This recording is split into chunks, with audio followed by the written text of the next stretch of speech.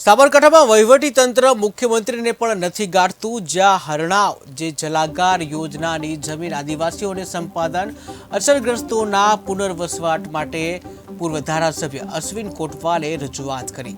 30 થી 35 વર્ષ થવા છતાં જિલ્લા વહીવટી તંત્રએ કામગીરી નથી કરી। જ્યાં અસરગ્રસ્ત પૂર્વ ધારાસભ્ય અશ્વિન કોટવાલાએ ત્યાં પહોંચ્યા અને અશ્વિન કોટવાલે જે વહીવટી તંત્રની કામગીરી સામે સવાલો ઉઠાવ્યા।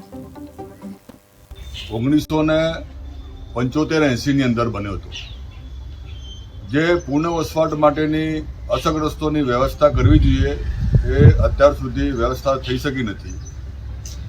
અમે ગુજરાતના મુખ્યમંત્રીશ્રીને રજૂઆત કરી કે એમને પુનઃવસવાટ માટેની વ્યવસ્થા કરવી જોઈએ, તો મુખ્યમંત્રીશ્રીએ જિલ્લાના અધિકારીઓને સૂચના આપી છે કે તાત્કાલિક આ જે આદિવાસી અસરગ્રસ્તો છે એમને પૂર્ણ વસવાટ માટેની વ્યવસ્થા કરવી જોઈએ।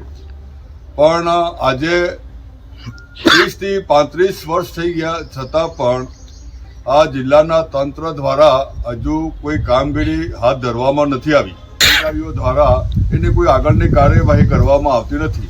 તો તાત્કાલિક આ જે પરિવારો છે એમને પૂર્ણ વસવાટ માટેની વ્યવસ્થા, એમની જે સર્વે નંબરોની જે માગણી છે એ તાત્કાલિક કરવામાં આવે એવી ખાસ વિનંતી કરીશ।